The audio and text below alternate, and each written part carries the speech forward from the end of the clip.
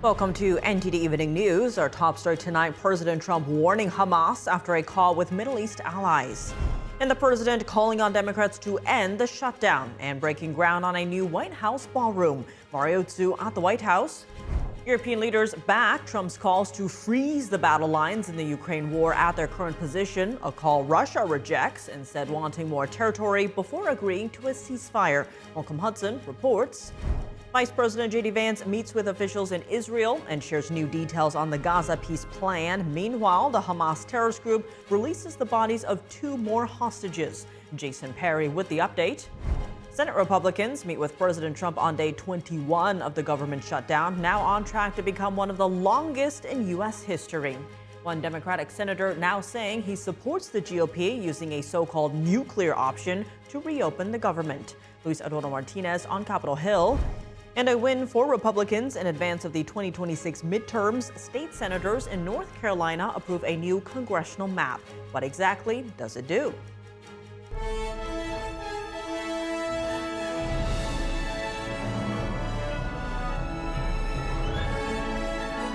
This is NTD Evening News, live from our global headquarters in New York City. Here's Tiffany Meyer. Good evening, and thank you for joining us tonight. President Trump threatening Hamas and saying that trade talks with Chinese leader Xi Jinping may not happen. This as the president hosts Senate Republicans at the Rose Garden while construction begins in the East Wing. We now go live to NTD's Washington correspondent Mario Tzu at the White House. Good evening, Mari. What is the latest from President Trump on foreign affairs? Tiff, good evening. As Vice President J.D. Vance is now in Israel pushing the second phase of the Gaza ceasefire deal, President Trump is now issuing a new warning for Hamas, citing his, quote, numerous great allies in the Middle East and saying that those allies are telling him in a call that they would welcome the opportunity to go into Gaza and, quote, straighten out Hamas. Take a look. I just got a call from the Middle East. We're doing very well there. We have many countries, as you know, signed on to peace in the Middle East, and nobody thought they'd ever see that happening.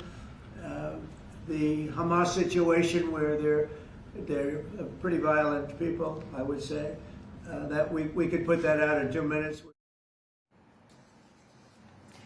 Meanwhile, amid high tensions with China over rare earth exports, President Trump is now saying that his expected meeting in South Korea with Chinese Communist Party leader Xi Jinping may not happen. Watch. Maybe it won't happen. Maybe it won't happen. But if the meeting does happen, President Trump wants a fair deal. It was a one-sided. Honestly, we built China's military with the money that we lost for so many years getting ripped off. President Trump still threatening an additional 100% tariff on China. They want to discuss the fact that they're paying 157% tariff. It's a little higher than they thought.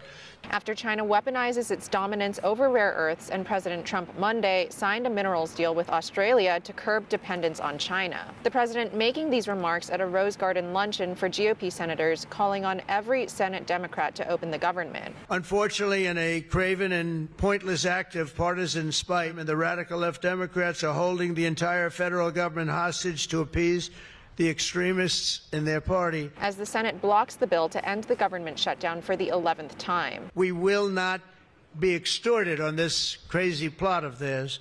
They've never done this before. Nobody has. You always vote for an extension. They are the obstructionists. And as dozens of senators gather on the newly paved over garden turned patio, President Trump celebrates the sounds of another renovation. You probably hear the beautiful sound of construction to the back.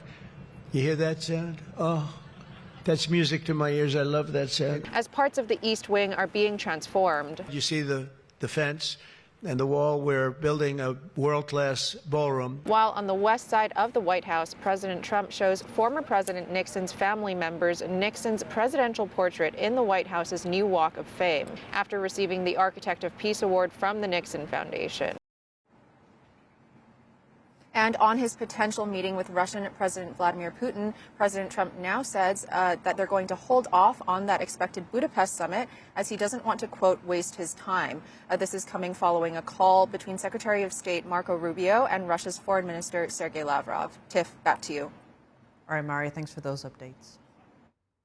European leaders back President Trump's calls for an end to the war in Ukraine and a freeze of the battle lines at their current position, a call Russia firmly rejects, instead wanting more territory before agreeing to a ceasefire. NTD's international correspondent Malcolm Hudson has more. European leaders on Tuesday issued a joint statement setting out support for Ukraine and for President Trump's efforts to end the war. The statement, signed by 11 leaders including from Britain, France, Germany, Ukraine and the European Union, says the fighting should end immediately and that the current battle lines should be the starting point of negotiations. But Russian Foreign Minister Sergei Lavrov dismissed the battle lines idea. If we simply stop, that will mean forgetting about the root causes of the conflict, which Donald Trump's administration has clearly understood and voiced. Russia has long demanded that Ukraine agree to give up more territory before any ceasefire. The Kremlin's condition for long-lasting peace include that Ukraine remains non-nuclear and also does not join NATO. One of Putin's key conditions is a demand that Western leaders pledge to stop enlarging NATO eastwards.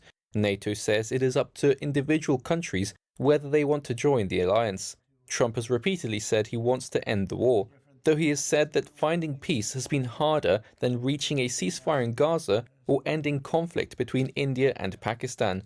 The European statement said Russia's stalling tactics show only Ukraine is serious about peace. French President Emmanuel Macron on Monday said allies continue to advance at Ukraine's side. The only peace that can exist is one which is solid, sustainable, and which will allow to respond to the demands of international law, and which creates the conditions for its stability. Some 35 allies of Ukraine will meet on Friday in London for a summit of countries willing to provide long-term support to Kiev. Malcolm Hudson, NTD News. Vice President J.D. Vance met with officials in Israel today, and he said the Gaza peace plan is going better than expected. This comes as the Hamas terrorist group released the bodies of 2 more hostages. NTD's Jason Perry has the details. Vice President J.D. Vance and his wife arrived in Israel on Tuesday, and while there, the vice president announced the opening of the Civilian Military Coordination Center in southern Israel. And he said Americans and Israelis were working there to begin the plan to rebuild Gaza and implement long-term peace. I think that everybody should be proud of where we are today. It's going to require constant effort. It's going to require constant monitoring and supervision. That's part of the reason that Admiral Cooper and his team is here, is to mediate these disputes, to mediate these disagreements as they come up. But look, right now, I feel very optimistic. He added that no U.S. troops will be on the ground in Gaza. Instead, an international security force will help keep the peace in the Gaza Strip. Someone asked Vance whether there would be a deadline for Hamas to lay down their weapons. I don't think it's actually advisable for us to say this has to be done in a week, because a lot of this work is very hard. It's never been done before, and in order for us to give it a chance to succeed, we've got to be a little bit flexible. President Trump's son-in-law, Jared Kushner, gave some insight into how the territory will be rebuilt. There are considerations being happening now in the area that the IDF controls, as long as that can be secured, to start the construction as a new Gaza in order to give the Palestinians living in Gaza a place to go, a place to get jobs, a place to live. So that's one of the many things being considered. And on the same day, Kushner and U.S. envoy Steve Witkoff met with 10 former hostages and their families in Tel Aviv. Witkoff said it was really an emotional moment and that he felt blessed to be in that room and that lots of people were grateful to President Trump for getting their children home. At the same time, people protested outside of the U.S. Embassy in Tel Aviv, calling for the return of the bodies of the 15 hostages that remain in the Gaza Strip. On Tuesday, Hamas handed over the bodies of 2 more deceased hostages. And the leader of Hamas, who is in Egypt, said the terrorist group was serious about returning the bodies of the hostages. Meanwhile, another newly released hostage returned to his home in the West Bank for the first time since the Hamas terrorist attack 2 years ago. I'm very glad to be here, to back to my place, to my home, to see all the love I get from all the people, all the citizens of Israel. Thanks to the IDF, all the risk their life to bring me and the other hostage back home. Jason Perry, NTD News. With Vice President J.D. Vance expressing optimism amid ups and downs in the negotiation process, what is a realistic timeline for the disarmament of Hamas? Hear from foreign policy expert Walid Fares tonight on Capitol Report at 7 p.m. Eastern Time. Republicans are exploring alternatives to reopen the government, but Democrats maintain their demands are prerequisite for any consideration. Our Washington correspondent Luis Eduardo Martinez has more on the story. The U.S. economy has now lost hundreds of billions of dollars. We have federal workers who are desperate for pay and uncertain when they will get their next paycheck. You got families wondering if they'll go without food assistance next month because many people rely upon that. New federal loans and disaster aid have come to a complete halt. The National Nuclear Security Administration, the U.S. agency that oversees the country's nuclear stockpile, has now furloughed over 1,400 of its employees, leaving less than 400 actively working. Is critical. The humans working on it are critical. We need to open the federal government as quickly as we can. This should not happen. But this was as long as we could stretch the funding for the federal workers. We were able to do some gymnastics and stretch it further for the contractors. Senate Democrats insist that the government shutdown is President Trump's fault, despite the fact that it is Congress who holds the power of the purse. The president's responsibility is to bring the parties together and find a way to make the government run and get a budget done. I'm stunned that he has been unwilling to invite Schumer and Leader Jeffries up to have that kind of conversation. A lot of people are in pain right now because of this shutdown. Democrats, who are in the minority in the House and the Senate, maintain their demand to extend COVID-era healthcare tax credits to reopen government. We've offered them a lot of the things they were asking for, a normal appropriations process, an opportunity to get a vote on some of the things that they want to see voted on with respect to the expiring Obamacare enhanced subsidies. But that can't happen until they open up the government. They're out here decrying the so-called forthcoming healthcare crisis, they say. It's the one that they themselves created. The Democrats created Obamacare. They're the ones that created a subsidy with an expiration date. They're the ones that did all of this. Republicans are trying to fix it. Republicans are now considering a new year-long continuing resolution to reopen government, given that Democrats have shown no interest in a regular appropriations process. Chuck Schumer and Hakeem Jeffries are terrified of their far left base in New York and around the country. So they have given in to their demands to shut down the government so that they themselves can get the left's approval and somehow salvage their political careers. 3 Senate Democrats have consistently voted with Republicans to reopen the government. Senator John Fetterman from Pennsylvania is now even saying that he would support if Republicans tried to override the filibuster to end the shutdown. Reporting from Washington, D.C., Luis Eduardo Martinez, NTD News. As the government shutdown drags on, which side of the aisle is winning the messaging war? NTD's Sam Wong was out on the National Mall in D.C. to hear from the people. Who do you think is to blame for this government shutdown? Schumer. He's passed all kinds of CR bills in the past when they were the majority. So I think it's unfair what they're doing, especially when they want to give benefits to people who aren't citizens. I think both sides are to blame, but probably the Republicans a little more because they think they can shove through everything they want without the Democrats to help them. The Democrats are to blame. And I've been watching this for 55 years.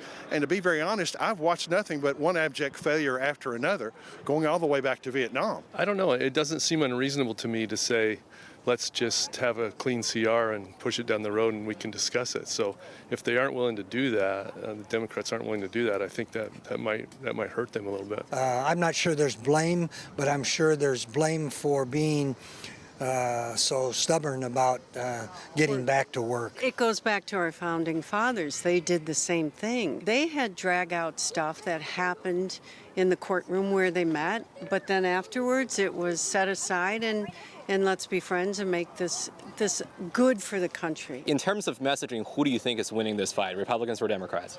Oh, Republicans, definitely. Nobody holds a candle to Trump. I mean, if he was really Hitler or Mussolini, you'd be seeing camps already. This is term 2. So clearly that's not the case. I think the Democrats have a slightly more convincing message at this point. I think Schumer and the Democrats are inflicting pain on our country right now.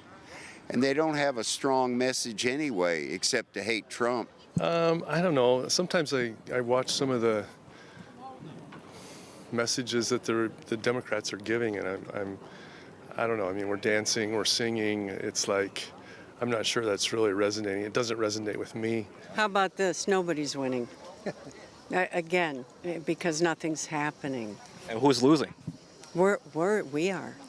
You know, and all the people that are working that aren't getting paid, and all of us wondering what the heck they're doing, and they're not talking. I think that people need to stop and think to see who's willing to compromise. And once they start reaching across the aisle, we can do a lot of things. But if they're going to dig their heels in, yeah, I think there's going to be ramifications from people digging their heels in. Millions of Americans could face delays in their food assistance next month if the government shutdown isn't resolved soon. States across the country are already alerting residents to prepare for possible delays before the holidays. NTD's Christina Corona tells us more.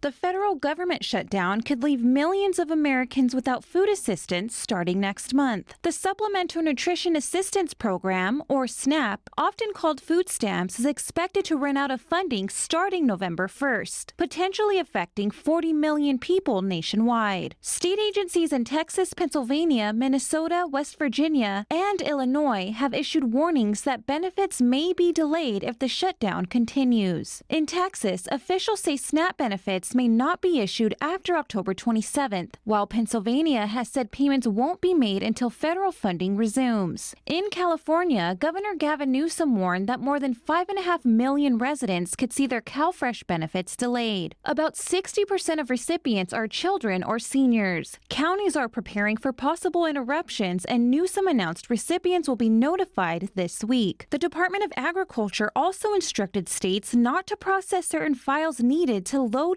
EBT cards for November benefits. This raises concerns about families needing food, especially with the Thanksgiving holiday approaching. Agriculture Secretary Brooke Rollins said Democrats are putting other priorities ahead of food security. Democrats responded saying any funding deal has to protect Americans who could lose health coverage or face higher medical costs. Christina Corona, NTD News. The North Carolina Senate is expected to pass a redrawn congressional district map to the North Carolina House. A Senate election committee approved the new map yesterday. If the House approves it, the map would eliminate the state's only competitive U.S. House district, currently held by a Democrat. North Carolina's current map has 10 Republican and 4 Democratic districts. The new proposal would take away 1 Democratic district. Protesters at yesterday's committee meeting accused lawmakers of racism. They claimed the changes would eliminate one of the state's 3 black members of Congress. Republican Senator Rolf High said the move is intended to help maintain party control in Washington. Coming up, a defiant New York City mayoral candidate says he's not dropping out of the race despite a $10 million offer. Arlene Richards has the latest. Some locals in San Francisco, including the mayor, respond to the possible deployment of National Guard troops to the city. David Lamb reports from California. And Texas is making efforts to reshape public education. The state's governor says they are targeting professors who prioritize leftist ideologies over fundamental education. Jason Blair brings us that story when we come back.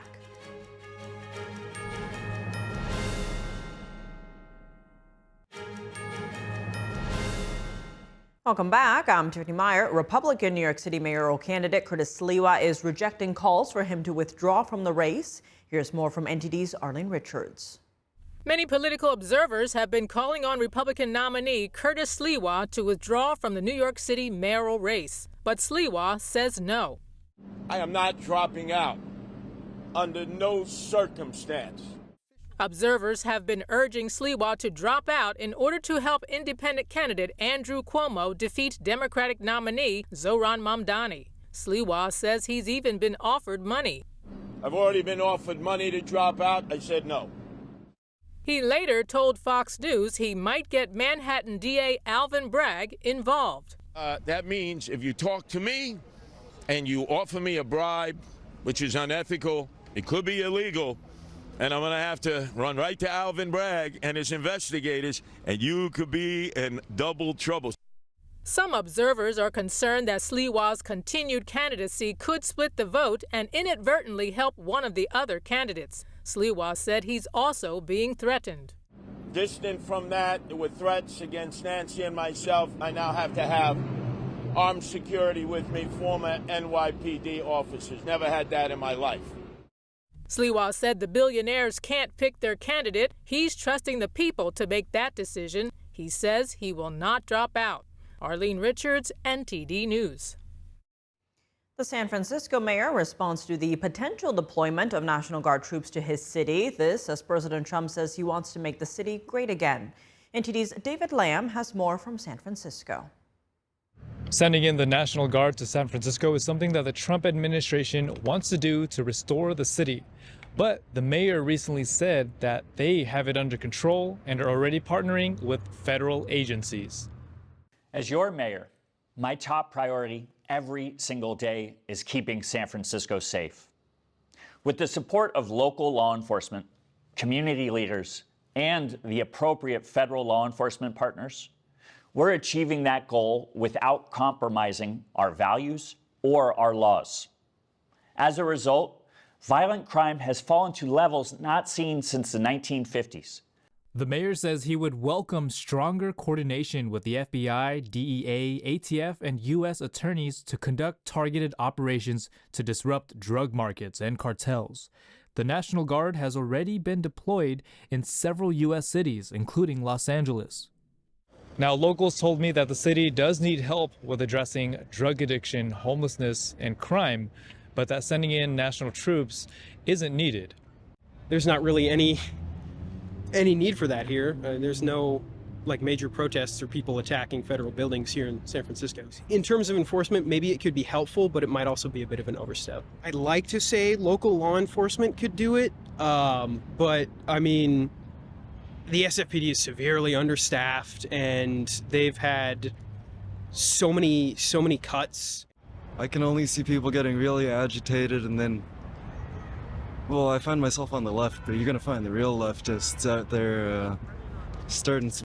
I think if it will make the people from California or even the tourists feel safer, then that would be a welcome idea. I also spoke to 2 tourists from the Philippines who shared with me their experience after being in San Francisco for 3 days. This is our first time here, so we find it very cool. Yeah, we like the weather. The weather is very nice. Attractions are really interesting. Right. Nice. Interesting, yeah. Yeah. And very diverse. Sometimes I'm unsafe, to be honest. Yes. One time in the tunnel. Yes. Just yesterday. Yeah. We were compelled to take the other way because there were 3 guys young under guys. the tunnel. I think he has some very explosive things. Yes. It's yeah. like making tunnel, sounds so we in the couldn't tunnel. Walk through the tunnel. Over the weekend, President Trump said he plans to deploy Guard troops to San Francisco, saying it was one of the great cities 15 years ago. In San Francisco, David Lamb, NTD News. Texas Governor Greg Abbott says the state is making efforts to end indoctrination in public education. He cited the case of a Texas professor who was dismissed from an administrative role because of, quote, ideological differences. NTD correspondent Jason Blair has more. Texas Governor Greg Abbott says the state is weeding out professors who prioritize, quote, leftist ideologies over fundamental education. Abbott posted on social media, Texas is targeting professors who are more focused on pushing leftist ideologies rather than preparing students to lead our nation. We must end indoctrination and return to education fundamentals at all levels of education. Abbott posted an article about recently removed University of Texas professor Art Markman. In his post, Governor Abbott commented that Markman was dismissed from an administrative post overseeing university academic affairs because of ideological differences. Markman says he was released from his role in September but remains a tenured faculty member. Critics of the move say that it infringes on free speech. Earlier this year, a professor from Texas A&M University was let go after a lesson related to gender identity and sexuality went viral. Eventually, the controversy led to the president of the university, Mark Welch, to resign. The Trump administration is aiming to reshape educational policies nationwide. Earlier this month, the administration incentivized 9 universities, including the University of Texas at Austin, to agree to a 10-point plan which includes policies like recognizing only 2 genders. Jason Blair, NTD News.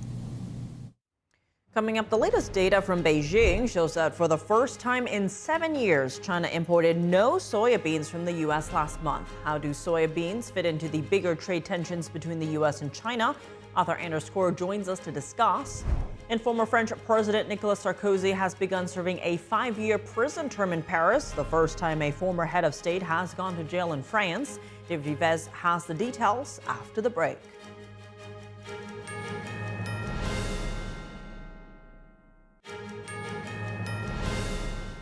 Welcome back. I'm Tiffany Meyer. The latest in U.S.-China trade tensions. According to data from Beijing, China imported no soybeans from the U.S. in September. It's the first time since November 2018 that shipments fell to zero. According to an op-ed in the Epoch Times, China is doing this to punish U.S. soybean farmers in retaliation against U.S. tariffs. Joining us now to discuss is the author of that op-ed, Anders Corr. Anders is the publisher of the Journal of Political Risk and principal of Core Analytics. He's also the author of The Concentration of Power. Anders, thank you so much for joining us. Now, China imported $12 billion worth of U.S. soybeans last year, and this year, nothing. Now, instead buying from Brazil and Argentina. President Trump floating the idea of subsidizing farmers through tariff revenue. First, why is China targeting soybean farmers in the U.S.? It's part of the general trade war that's going on between the U.S. and China. The big issues are rare earth elements, which go into all sorts of military gear that the United States has that China is trying to decrease. We're, of course, limiting semiconductors, which are computer chips, being sent to China. So the stakes are very, very high in terms of strategic level goods, and the soybeans, as you mentioned, about $13 billion worth of soybeans that are being, they're not buying soybeans from our farmers. What they're trying to do is take a very targeted, because soybeans are not a big part of the U.S. economy. It's less than 0.1% of the U.S. economy in terms of what's soybeans are exported to China. So it's not, we have a almost $30 trillion economy. So the economic hit that the U.S. as a whole is going to take is not big from these soybeans.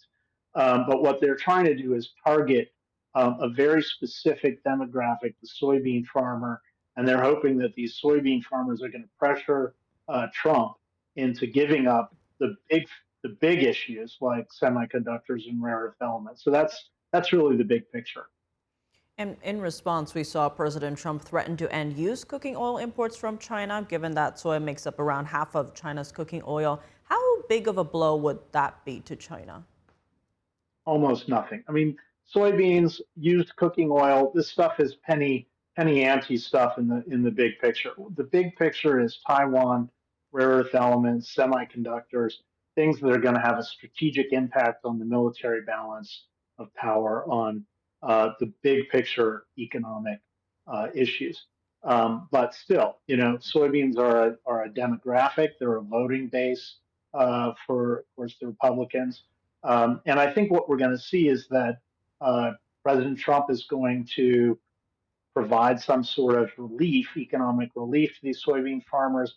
We're going to be using these soybeans in other ways, trying to sell them into other countries. Failing that, we can also just turn them into biofuels. So part of what we're doing in terms of not importing used cooking oil from China is that UCO is what it's called, goes into biofuels. But we can also turn the soybeans into biofuels if need be, and then pay the farmers what they expected to get in the first place. So that's probably what we're going to do. And Anders, taking a step back here, this does come amid the dispute over rare earths and tariffs, as you mentioned earlier. Now, some critics equate the tactics China and the U.S. employ in the trade conflict. How do you see it? What is the difference here? Both countries are using industrial policy, but we really have to avoid any kind of false equivalencies here. The reality is that the Chinese Communist Party is a dictatorship.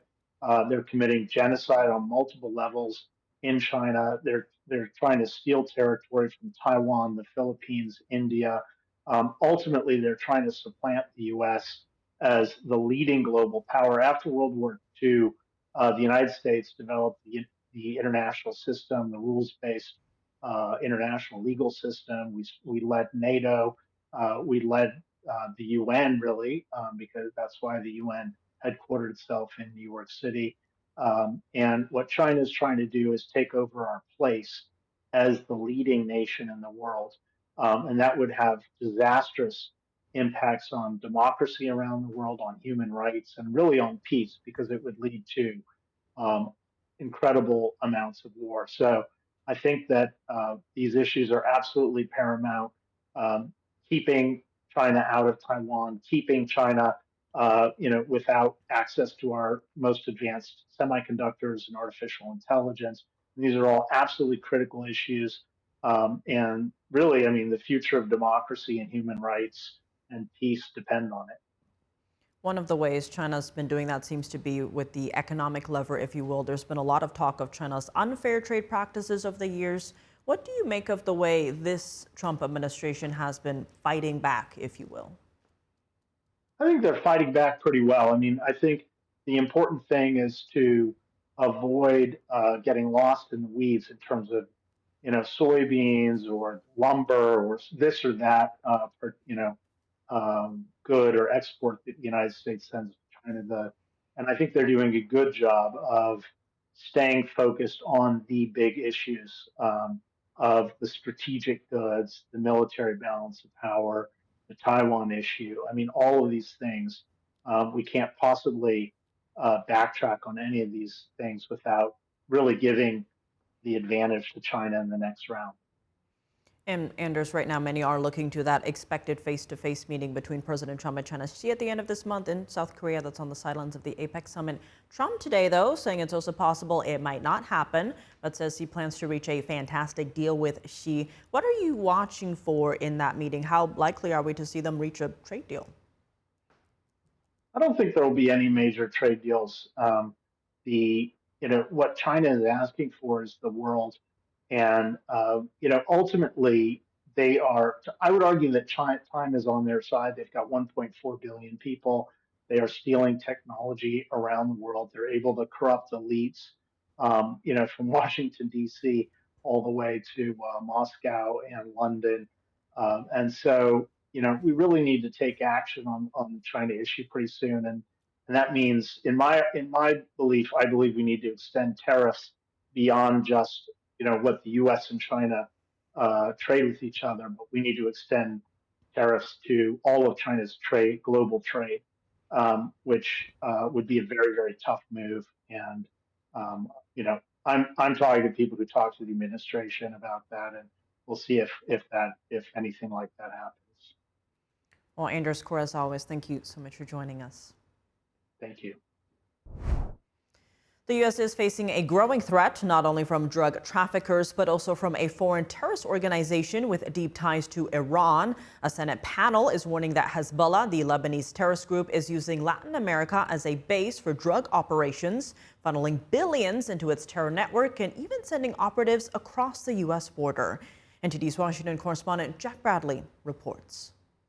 Today, Hezbollah traffics narcotics through criminal networks active in the tri-border area of Argentina, Brazil, and Paraguay. Hezbollah, as we all know, is also active in Venezuela, which, under the Maduro dictatorship, has become a key enabler of the group's malign activity in our region.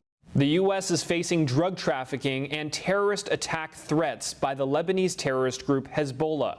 That's according to a Tuesday panel before the Senate caucus on international narcotics control. Hezbollah is arguably the largest terrorist threat to the U.S. and the most effective operational arm of the Iranian regime. The FBI arrested 128 Hezbollah figures in the United States between 1997 and 2020.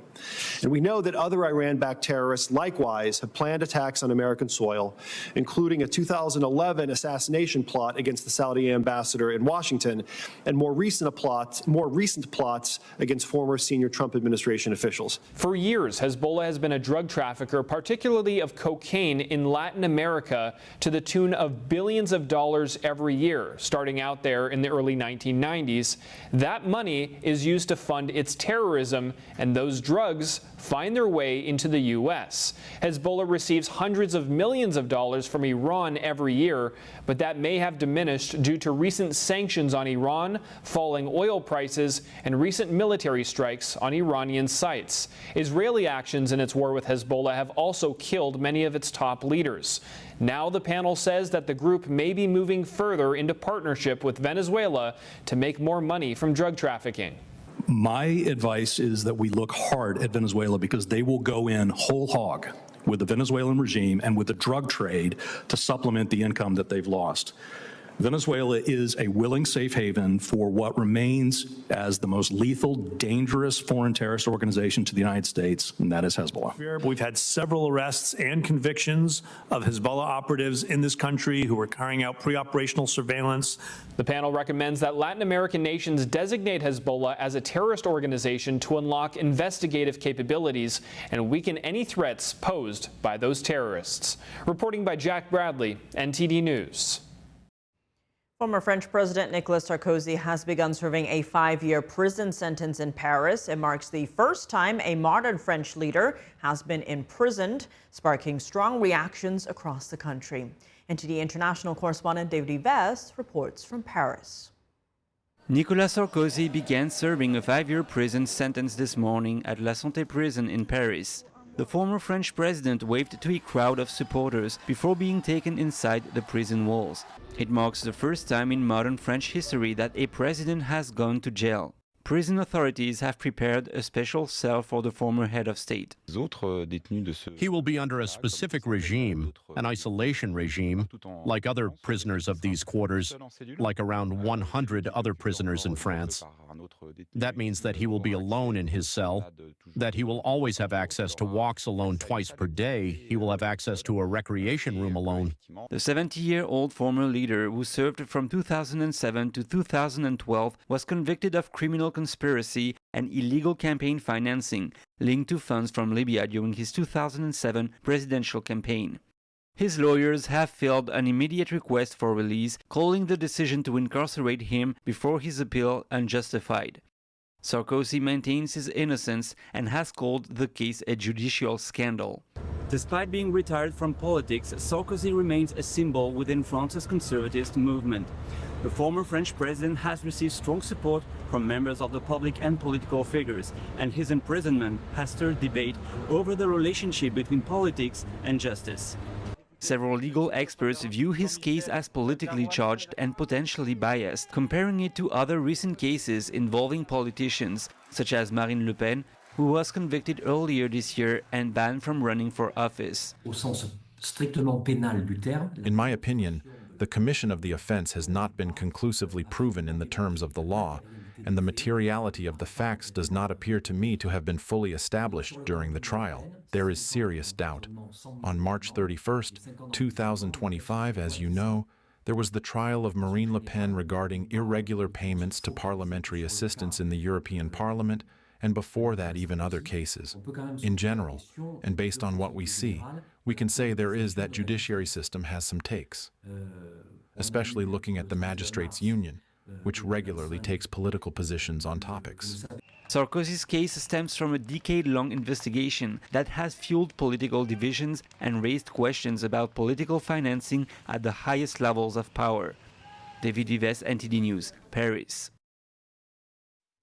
Coming up in the NBA, 4 months after winning the league's title, Oklahoma City kicks off the new season tonight against a familiar foe. Dave Martin joins us to discuss when we return.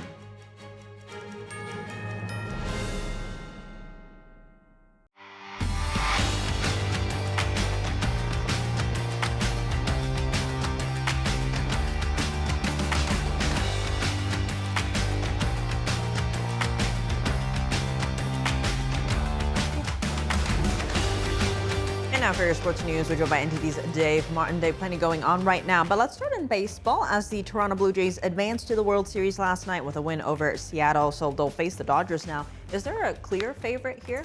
Well, surprisingly, the Dodgers are favored to win. Now, I say surprisingly only because Toronto has the home field advantage here by virtue of having one more win during the regular season. And that's worth something here, but apparently not enough. Now, Toronto, though, had a pretty incredible comeback in the ALCS. If you remember, they dropped the first 2 games at home against Seattle, then came back to win 4 of the next 5 to take it.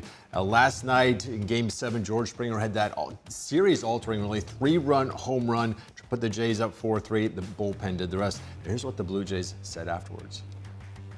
I mean, it was very emotional when I saw George hit the homer, but the